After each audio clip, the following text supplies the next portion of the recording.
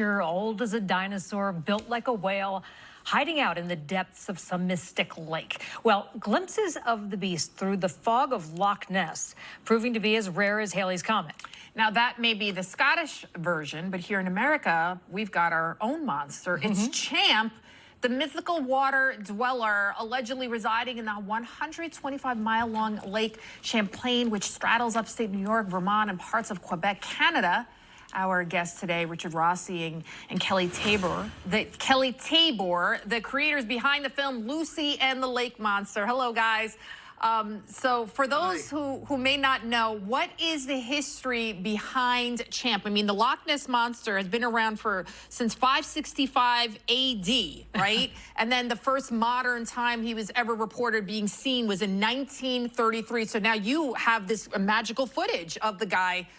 Tell us, are you confident you really got final footage of him? I feel confident. Oh, she was Kelly's the true believer, and I was the doubting Thomas. So I said, until scientists sign off. And then William Shatner, Captain Kirk, had us on Unexplained. And on their nickel, investigated, and Shatner's scientists said it's the best evidence for Champ to date. And I figure if a bunch of scientists and William Shatner said it's the real deal, that's good enough for me. Yeah. So, Kelly, we're looking at this on our screen right now, and behind the white boat where the red circle is, we can see this blob down there. Tell us what we're looking at, what it looked like to you. Well, first of all, we have been editing on small screens, and then I decided to edit on my big screen TV at home. And so on the big screen, I couldn't believe it. We had never noticed it before. And when I saw it, I had been looking all my life, and immediately that's what went to my head. I've searched for nearly 60 years, and when I saw this, I thought, oh my goodness, it had a huge neck. It wasn't just short, it was long.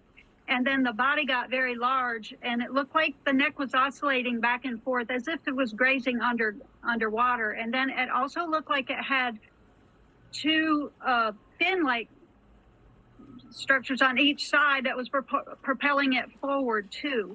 And so when I saw this, my eyes were huge, and I immediately called Richard in California. I said, Richard, go to the 4-point mark in the movie or in the film footage and look and tell me what you see. And he called me back, and we were both astonished by this, because every day when we were filming, we filmed for a month basically on the lake. We were there all day long and every day. And so when we were always thinking it might surface, because there's been over 300 eyewitnesses there in the Boaga Bay area. And it never surfaced, but little did we know we had it right there by the boat under the water with us the whole time. Could you imagine rowing along on the lake, you know, getting some sun, fishing, and there's like a dinosaur creature. So Richard, what are scientists, what are they saying? I mean, I know you said you've been hearing from some, but like, has this actually been studied? Because to see that it has this kind of weird long neck, what are they saying? Well, thanks again, Edie and Lydia, for having us on. What they're saying is that the prior evidence, like there was a famous photo in the 70s, the Sandra Mansi photo, had nothing for scale, so you had no idea how big it is. Now, I was playing the grandpa in the film, and Emma Pearson, the actress playing my little granddaughter, we were in our little rickety rowboat, which was a little bit over 11 feet long, and the creature swimming behind us is much bigger than our boat. So the scientists were, this solves the problem. We have the rowboat for scale, and it's bigger. And so the alternative explanations, like a large sturgeon, the sturgeon only get to be maybe 8 feet at the most. So that negated a lot of the alternative explanations. What about an algae bloom? Oh, that's an interesting thing. I think, and it's fun watching all the debate back and forth, but some people have said that. I'll let you take that, Kelly, because Kelly grew up at the lake looking for Champ since she was little. What do you think about some of that, Kelly?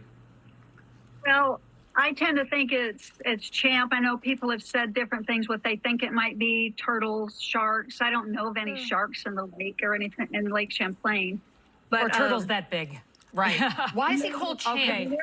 Real quick. Where they were located in Boaga Bay, it was out in the deeper area a little bit, and around the edges you'll see more rocks towards the surface. So Champ, we I really think- don't think it's Champ because of the Champlain. Yeah. Yeah, yes. And then we just call it Samuel de Champlain, the French explorer, Champlain. who also wrote in his diary and sketched it out, as well as the Native Americans. It was named after him, and so we affectionately call him Champy because for the kids. Yeah. Very Okay, cute. Richard and Kelly, thank you so much. Lucy and the Lake Monster. We appreciate you you. joining us. Tell us about your movie.